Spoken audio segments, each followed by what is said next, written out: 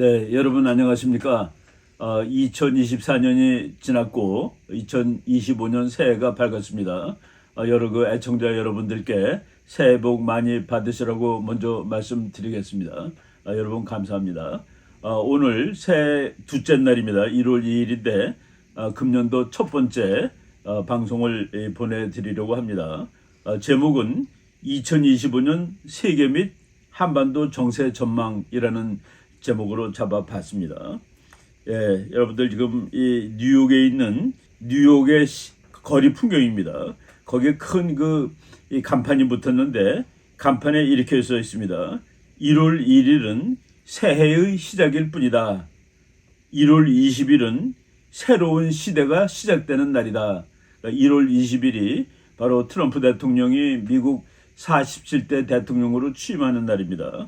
그러니까 이제 금년 이제 2025년 세계에는 단순히 한 해가 시작되는 것이 아니라 한 새로운 시대가 시작되는 것이다 라는 그런 의미의 간판인데, 저는 이 말이 상당히 타당한 그 세상 분석이라고 생각을 하고 있습니다. 네, 금년에 일어날 일 중에서 가장 중요한 국제정치 사건, 국제정치 변동의 핵심 축이라고 말할 수 있는 것이 미중 패권 전쟁의 후반전, 아마 종반전이 될 수도 있다라는 생각이 듭니다. 미중 패권 경쟁이 본격화된 것은 트럼프 1기 때부터입니다. 그 이전에는 중국이 무섭게 치고 올라오는구나 라고 많은 사람들이 생각을 했습니다만은 미국이 본격적으로 반응을 보이진 않았습니다. 그런데 본격적으로 반응을 보이기 시작한 것이 트럼프 1기 2017년이라고 보시면 되겠습니다. 트럼프는 우선 무역전쟁, 경제전쟁을 통해서 중국의 기세를 꺾으려고 했었습니다.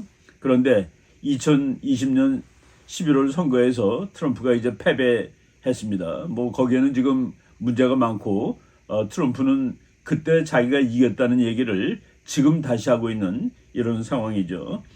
그래서 2021년부터 바이든 대통령이 미국의 대통령으로 재임을 했고, 바이든 대통령은 그래도 여러 측면에서 트럼프와 달랐지만은 대중국 정책에서는 정도는 약했지만은 그래도 중국과 경쟁하는 정책을 이제 유지를 하고 있었습니다.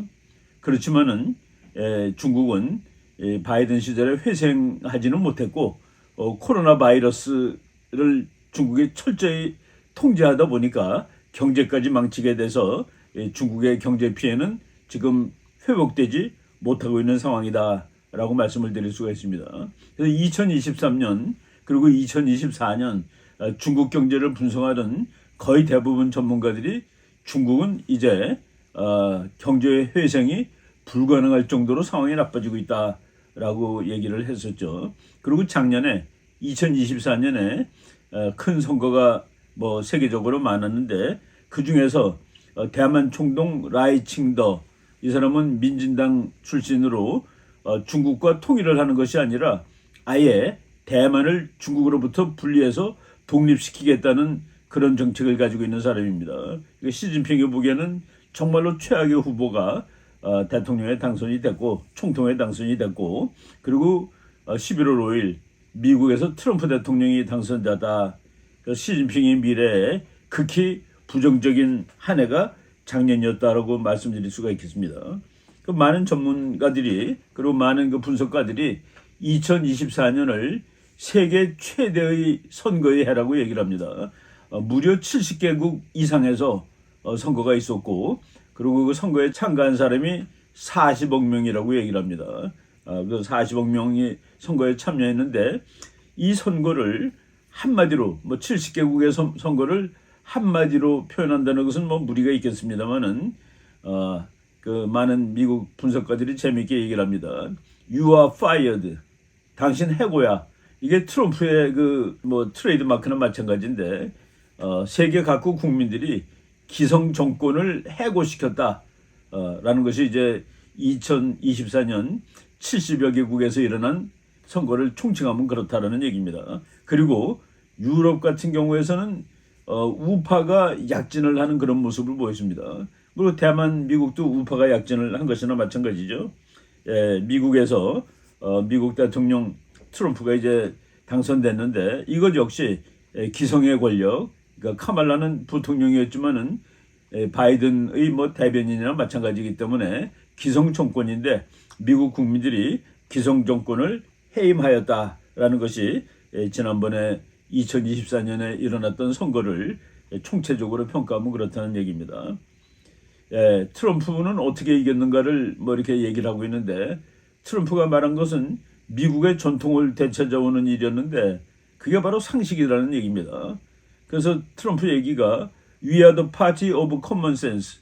우리는 상식의 정당이다. 그러니까 민주당은 비상식, 몰상식의 정당이었다는 그런 얘기가 되는 겁니다.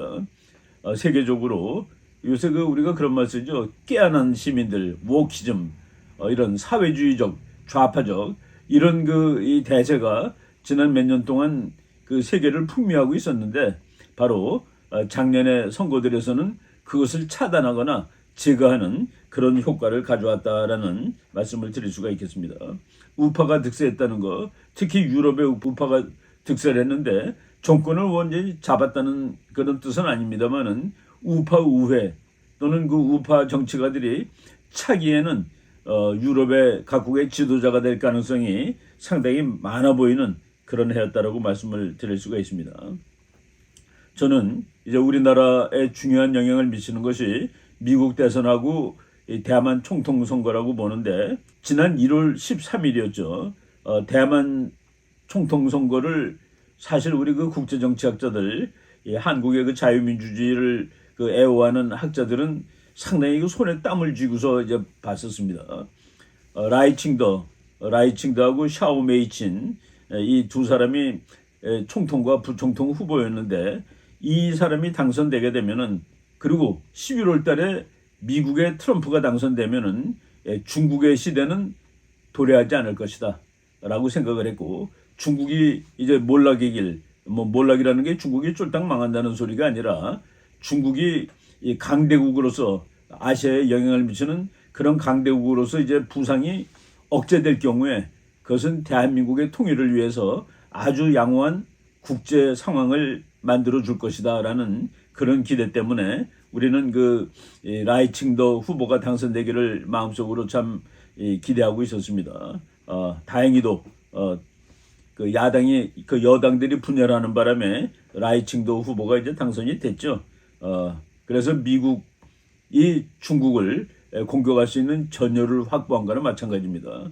친중 정권이 대만에 생기는 거하고 반중 정권이 생기는 거하고는 완전히 다른 얘기가 되겠습니다. 그리고 2025년 11월에 트럼프가 당선됐다는 것은 이제 중국의 부상을 꺾을 수 있는 그런 진용이 이제 완전히 전열이 확보된 그런 결과를 초래했습니다. 미국 트럼프 대통령은 항상 이제 입버릇처럼 말하는 것이 미국의 골든 에이지를 다시 가져오겠습니다. 미국의 골든 에이지라는 건 좋은 말이죠. 미국의 역사가 다시 황금 시대로 들어간다. 이거는 미국이 다시 잘 살고 안전하고 그리고 세계 1등의 지위를 회복하는 그러니까 우리가 마가 독트린이라는 것이 바로 그런 얘기입니다. 우리가 이제 마가 독트린에 대해서 구체적인 내용을 잘 모르는 사람들이 많아요. 마가 그러면은 미국을 다시 위대하게 그러니까 너무나 그 말 자체가 쉽습니다. 그러니까 그 내용을 별로 알아볼 생각도 안 하고 있지만은 이 마가 독트린은 상당히 정교한 그 내용을 포함하고 있는 정책 독트린이라고 말씀드릴 수 있습니다. 여러분들이 그 마가 독트린에 관한 그 책을 작년 7월에 나온 책입니다. 책을 보시는데 미국의 트럼프를 적극적으로 지지한 애초부터 지지한 아주 대단한 지식인입니다. 피터 나바로라는 경영학자인데 하버드 대학 경영학 박사입니다. 이 사람은 하버드 대학 경영학 박사지만은 중국에 관한 책을 중국의 군사 문제, 안보 문제, 경제 문제에 관한 아주 대단한 전문가인데 이 사람은 2016년부터 트럼프를 적극적으로 지지를 했죠. 그리고 1기 때 트럼프의 무역위원회 위원장을 맡아가지고 대중국 경제 정책을 입안하고 진두지휘했던 사람입니다. 그 사람이 마가 독트린이라는 게 무엇인가라는 책을 썼는데 거기 보면 크게 세 가지로 요약이 됩니다. 제가 이것을 요약해서 일간지에 기고한 적이 있었는데 그냥 뭐 잠깐 설명을 드리겠습니다. 마가 독트린의 첫 번째 기둥은 미국을 경제적으로 부강하게 만드는 겁니다. 미국의 방위 산업을 다시 강화하고 미국의 제조업을 강화합니다. 그럼으로써 미국의 중산층을 보강하는 겁니다.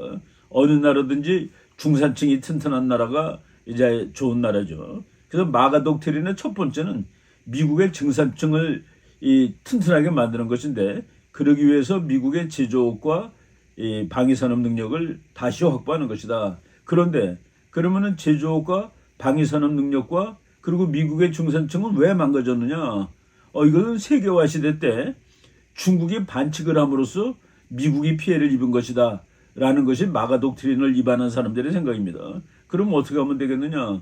미국을 다시 위대하게 만들기 위해서는 중국의 반칙을 처벌하면 된다. 그러니까 중국을 경제적으로 박살을 내겠다는 그런 얘기입니다. 그래서 마가 독트린의 첫 번째가 대중국 정책입니다. 패권 전쟁을 벌이겠다는 그런 얘기죠. 마가 독트린의 두 번째 기둥은 미국의 빈곤층이 지금 또 위태롭습니다. 빈곤층은 왜 위태로워졌습니까? 지난 4년 동안에 1,000만 명 이상의 그 불법 이민이 미국으로 유입됐습니다. 불법 이민은 아예 뭐 거의 돈을 정말 조금 받아도 일을 하는 사람들입니다. 그렇기 때문에 기왕에 미국의 하층들이 붕괴되고 있는 것이죠. 그래서 마가 독트린은 그 하층의 붕괴를 막기 위해서 남쪽 국경선을 차단하는 것이다. 그러니까 위에는 중산층을 보호하는 것이 넘버 원, 넘버 투는 하층을 보호하는 것, 넘버 원을 하기 위해서는 중국을 견제하는 것, 넘버 투를 위해서는 국경을 봉쇄하는 것, 그리고 세 번째, 미국은 너무나도 불필요한 전쟁을 많이 하고 있다. 이 전쟁을 다 끝내겠다 하는 것이 마가 독트린의 세 번째 기둥입니다. 첫 번째 기둥이 바로 대중국 정책이라는 그 사실을 우리가 유념하지 않을 수가 없죠. 미국이 지금 제2의 냉전을 벌이고 있는데 바이든은 적을 잘못 골랐습니다.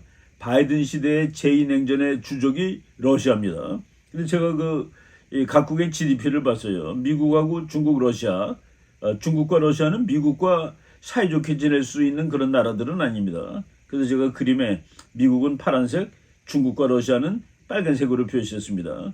미국의 GDP, 2023년 기준 GDP가 100이라고 상정을 했을 때 중국은 66에 도달했습니다. 그리고 러시아는 6.9, 7%도 안 되는 나라입니다. 그런데 바이든 정권은 러시아를 오히려 주적으로 삼는 그런 그 대전략의 실수를 저지른 것이죠. 뭐 실수가 아니라 어쩔 수 없었을지도 모르겠습니다. 그래서 미국 트럼프 대통령은 다시 중국을 주적으로 삼는 그런 외교 정책을 이제 전개할 것이 분명하다. 벌써 취임도 안 했는데 이미 전개하고 있습니다. 중국을 직접 표적으로 하지 않았지만은 최근에 트럼프 대통령이 파나마 운하에 관해서 그거 다시 내놔라는 식으로 협박을 했습니다. 그리고 캐나다에 대해서도 캐나다가 미국 51번째로 차라리 들어와라는 식으로 캐나다를 모욕을 했습니다. 이 두 가지가 사실은 파나마 캐나다 문제가 아니라 중국 문제라고 보시면 됩니다. 지금 파나마 운하는 미국이 뭐 백수십 년 전에 만들어 가지고 미국이 쭉 쓰고 있다가 미국이 관할하고 있다가 카터 대통령 때 넘겼습니다. 1달러 받고 넘겼다고 그러더라고요. 그런데 파나마가 그것을 잘 사용하면 되는데 지금 파나마 정치를 중국이 지배하고 있다. 그러면서 이제 아주 터무니없는 운행료도 받고 그래서 미국을 피해주고 있다. 이거는 참지 못하겠다 하는데 결국은 중국의 개입에 대한 얘기를 하는 겁니다. 캐나다에 대해서 미국이 뭐라고 그랬냐면은 캐나다도 앞으로 25% 모든 미국에 수출하는 상품에 25% 관세를 부과하겠다. 무슨 뜻이냐면은 캐나다가 중국으로부터 펜타닐을 수입에다가 그것을 미국으로 파는데 미국 국경으로 유입을 시키는데 그래서 하루에 200명씩 미국 국민이 죽고 있다. 이거 캐나다가 이거 차단하지 않으면 캐나다 모든 상품에 25% 관세를 부과하겠다. 캐나다 트루도 수상이 놀래가지고 말하려고 있는 트럼프 저택을 찾아갔습니다. 그 관세를 부과하면 캐나다는 죽습니다. 그랬더니 그러면은 죽으면은 미국 51번째 주로 들어오라고 그리고 당신이 주지사면 안 되겠냐라고 얘기했는데 그것도 역시 중국이 만드는 펜타닐 문제하고 연결이 돼 있다는 얘기죠. 또 최근에 그 트럼프가 우리가 이제 트럼프를 망나니라고 보는 사람들이 그린랜드를 사겠다고 그래서 라고 그러면서 놀랐는데 그린랜드는 여러분 그 지도에서 보듯이 북극해 앞으로 이제 온난화 때문에 북극해가 녹는다고 그러죠. 그 거점이 되는 것입니다. 그런데 덴마크가 이걸 잘 관리를 못해요. 그리고 중국의 팽창 촉수가 그린랜드까지 뻗치고 있습니다. 트럼프가 이것을 차단하겠다는 얘기죠. 트럼프가 덴마크 보고 그거 우리가 사겠다 그랬더니 덴마크가 국방비를 대폭 올렸습니다. 중국을 막는 얘기가 되는 것이죠. 바로 트럼프는 아주 특이한 협상 전략을 가지고 지금 이제 국제 정치에 임하고 있는데 그것을 한마디로 요약하면은 중국 누르기, 중국 성장 봉쇄하기 뭐 이런 식이라고 보시면 되겠습니다. 여러분들이 도표 하나 보실 텐데 2008년에 미국의 자본주의는 끝났다라고 말할 수 있는 사건이 터졌습니다. 2008년 9월이죠. 뉴욕에 있는 월스트리트이 붕괴가 됐습니다. 레만 브라더스라는 정말 어마어마한 큰 회사가 넘어졌는데 그때 많은 세계의 학자들이 이제 미국식 자본주의는 끝났다.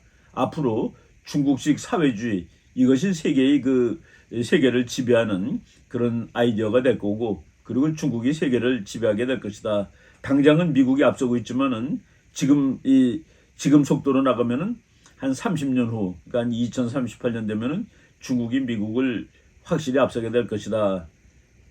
이런 공식은 국제 정치에 존재하지 않습니다.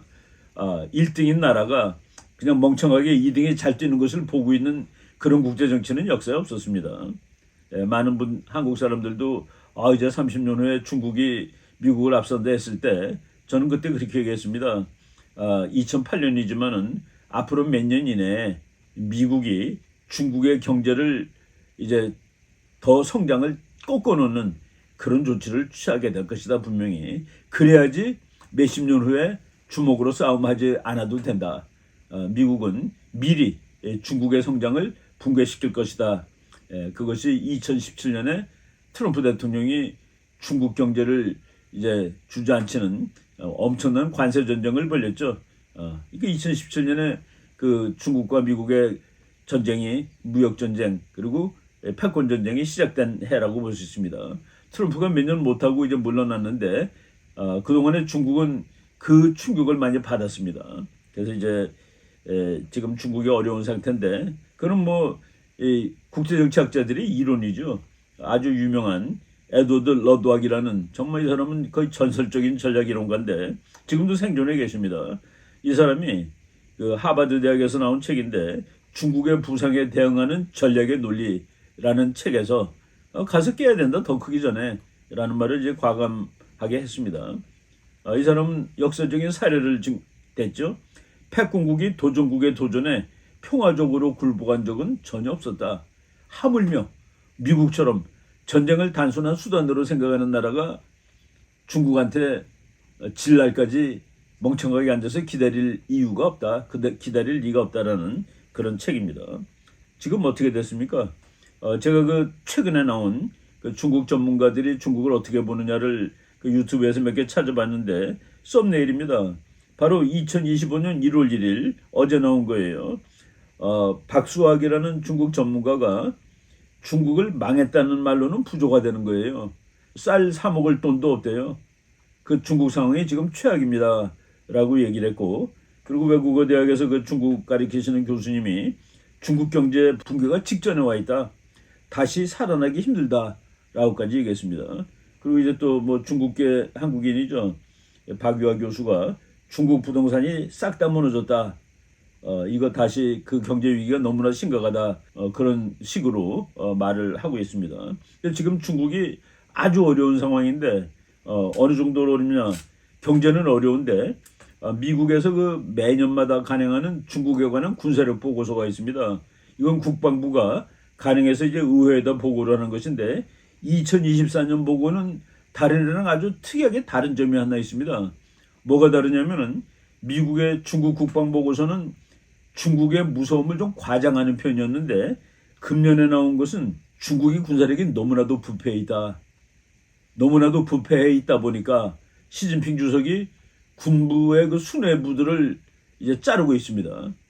근데 자르다 보니까 군부 수뇌부가 시진핑한테 대들고 있는 겁니다.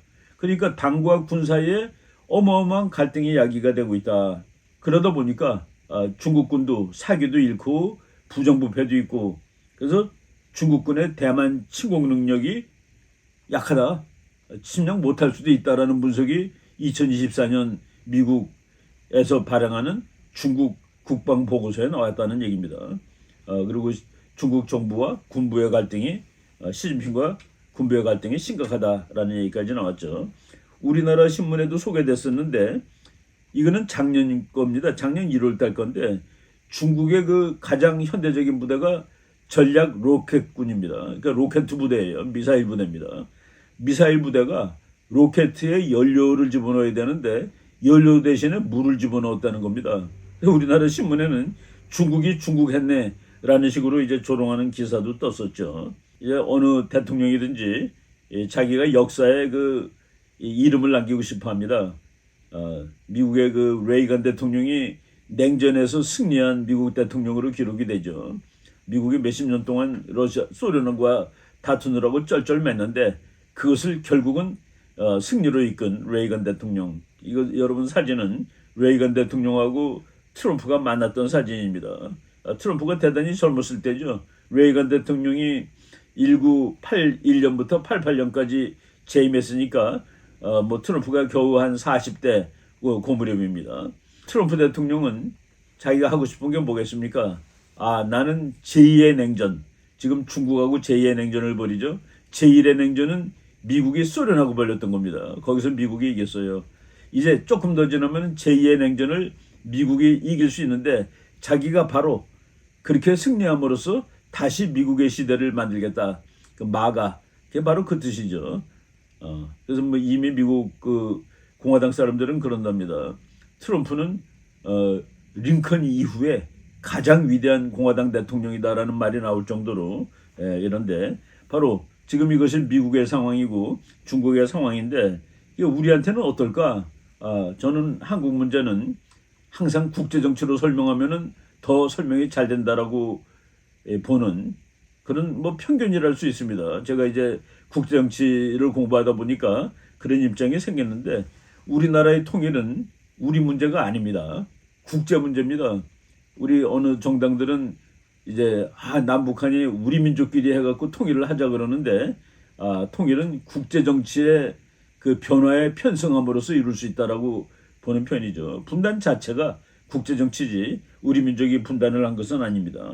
그런데 국제 정치적으로 미국이 한반도를 상당히 소중하게 보기 시작했다는 것이 바로 지금입니다. 물론 이제 오바마 대통령 때도 한반도가 린치핀이다. 린치핀은 무슨 뜻이냐면은 이 조그만 핀인데 그 핀을 뭐 예를 들어 바퀴에서 그 핀을 빼면은 바퀴가 떨어져 나갑니다. 그러니까 작지만은 엄청나게 중요한 거예요. 한국을 린치핀이라고 그랬는데 린치핀이라고 말해준 또 다른 나라가 인도입니다. 인도. 여러분이 이제 큰 지도를 하나 보실 텐데 지금 미국의 모든 대전략은 뭐 비록 트럼프뿐만 아니라 오바마 바이든조차도 중국을 견제하는 데 있었던 겁니다. 그래서 중국 주변에 있는 나라들을 미국이 전부 자기 편으로 만들려고 노력을 하고 있던 중이에요. 여러분 여기 지도 보시면은 파란색으로 칠해진 것이 미국이 자기 편으로 만들어 놓은 나라입니다. 그런데 몽고 그리고 탄자 들어가는 여러 나라들, 인도, 그리고 쭉 미국의 동맹국들이 중국을 둘러싸고 있는데 저는 이 그림, 이 지도를 보면서 미국이 북한마저 미국 편으로 만들어 놓으면은 이게 통일인데 그러면은 중국과의 전쟁에서 완전히 승리하는 것이다. 중국 봉쇄 전략이 완성되는 것이다. 라고 생각을 하고 있었습니다. 바로 미국의 대전략은 우리나라가 통일하는 쪽으로 이어지고 있다라고 보시면 됩니다. 또 하나 지도 보여드리겠습니다. 지금 세계에서 제일 좋은 미국 군기지는 평택이라고 제가 여러 번 말씀드렸습니다. 미국 사람들은 평택 기지를 세계에서 그 해외에 있는 미국 기지 중에서 가장 크고 가장 좋고 가장 최신의 군사 기지라고 미국 육군 기지라고 얘기를 하고 있습니다. 그 바로 옆에는 공군도 있고 또 바로 옆에는 해군도 있고 그리고 중국에서 제일 가깝고 그리고 중국의 북양함대가 통과하는 그 서해 바다의 길목을 딱 지키고 있는 이 평택기지, 대한민국이 미국이 중국과 패권 전쟁하는 과정에서 가지고 있는 중요성을 여러분들이 그냥 보실 수 있는 지도입니다.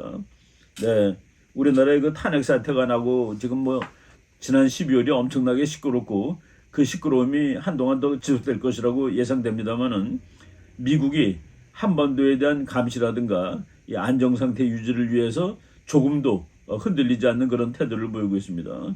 탄핵 사태가 시작될 무렵에 이 12월 9일이죠. 미국의 그 리벳 조인트라는 뭐 최신의 정찰기가 한반도를 무려 5시간이나 날았습니다. 뭐 이거 제가 다른 방송에서도 보여드렸습니다만은 포항으로부터 들어와서 서울을 한 바퀴 돈 다음에 서해 바다로 나가서 중국 북쪽, 서해 북쪽으로 쭉 올라갔다가 다시 내려오는 이 5시간 동안 중국과 한국과 북한을 전부 관찰하는 이런 모습을 보였죠.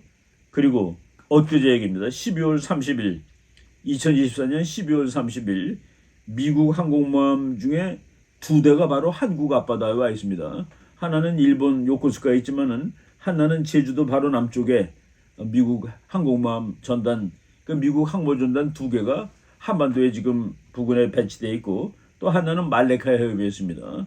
또 하나는 이제 뉴질랜드 앞바다에 있는데 말레카 해협에 미국 항공모함 함대가 갔다는 것은 여차하면은 중국의 석유 수입로를 끊을 수 있다라는 그런 의미가 되는데 바로 미국이 지금 이런 견제 조치를 확실하게 하고 있다라는 얘기죠.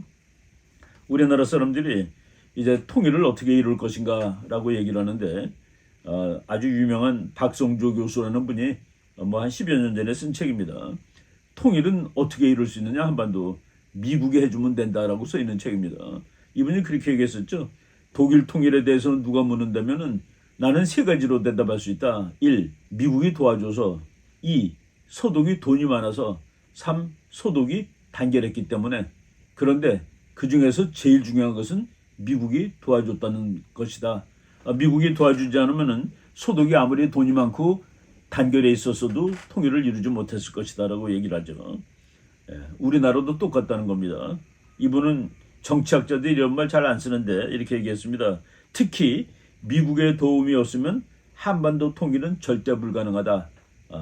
바로 한반도 통일 문제에 미국이 얼마나 중요한 영향을 미치는지를 얘기하는 겁니다. 북한 얘기 잠깐 해드릴 텐데 지금 트럼프가 되면은 한국을 패스하고 북한하고 얘기하는 거 아닌가? 이거는 국제정치 분석이 아닙니다.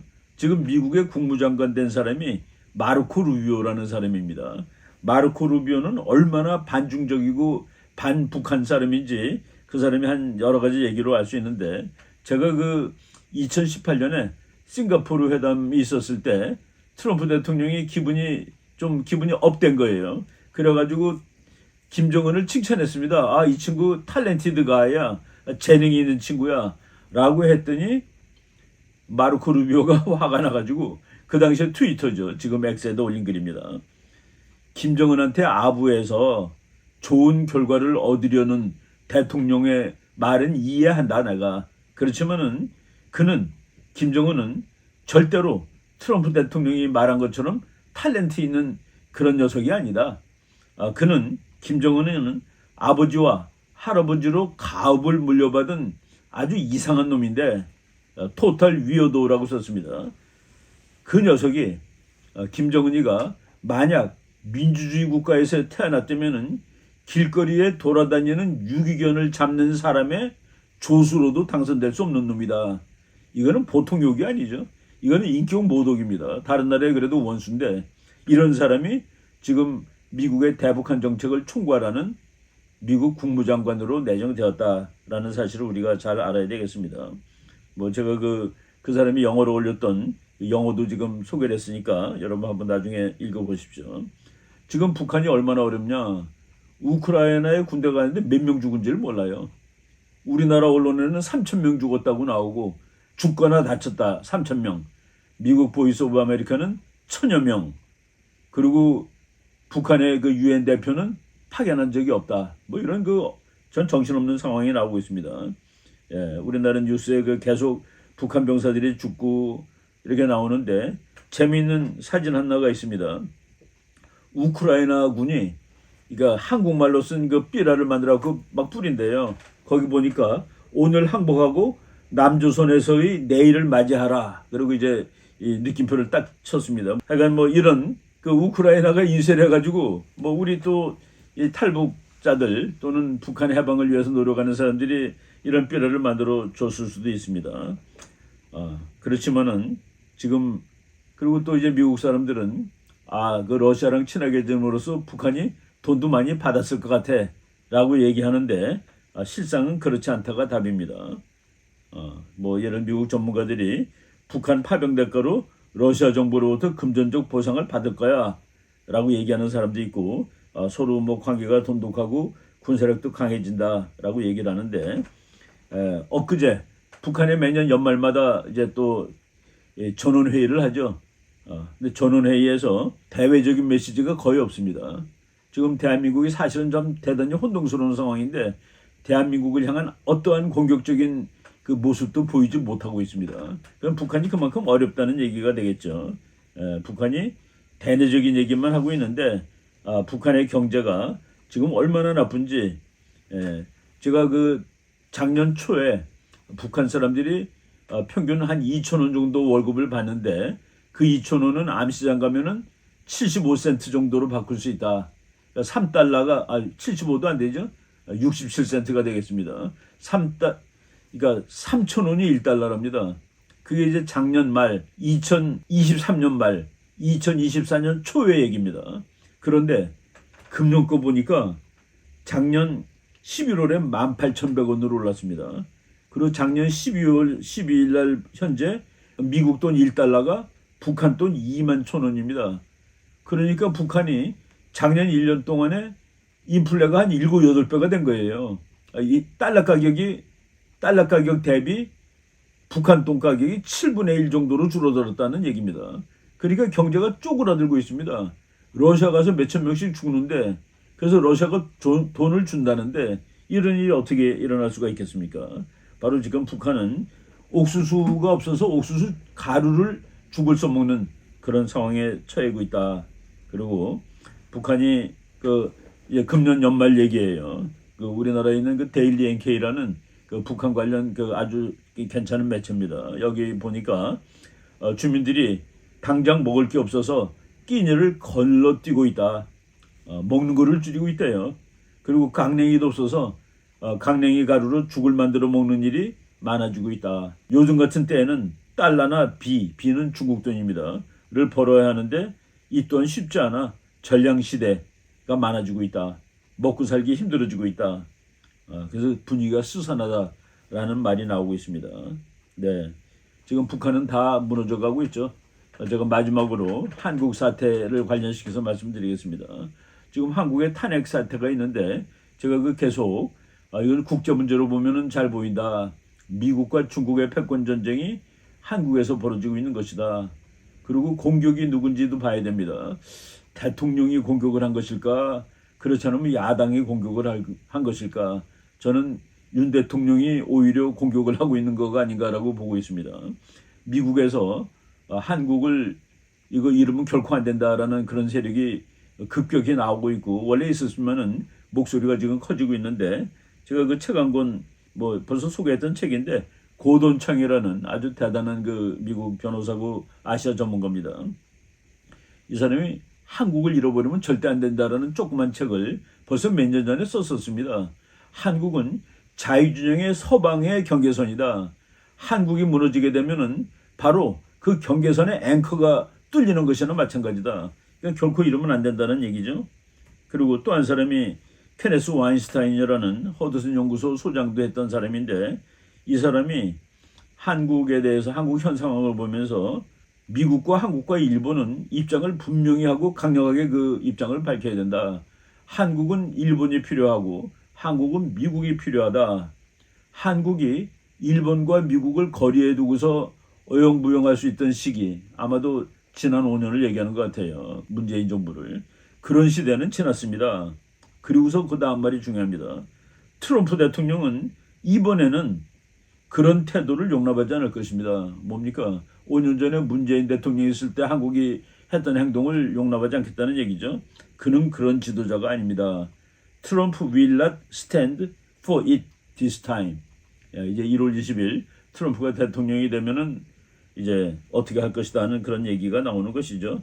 네, 그래서 지금 우리 그 안보 환경은 잘하면은 우리가 전략적으로 잘 행동하면은 금년이 분단 80주년이지만은 이 분단 80주년을 통일로 가는 첫 번째 해로 만들 수 있다라는 그런 생각이 들고 또 소망을 하게 됩니다.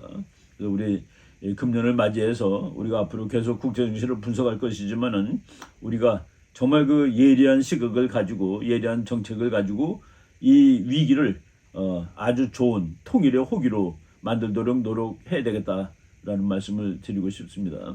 예, 오늘 새해 첫 번째 강의 여기까지 하도록 하겠습니다. 여러분 감사합니다.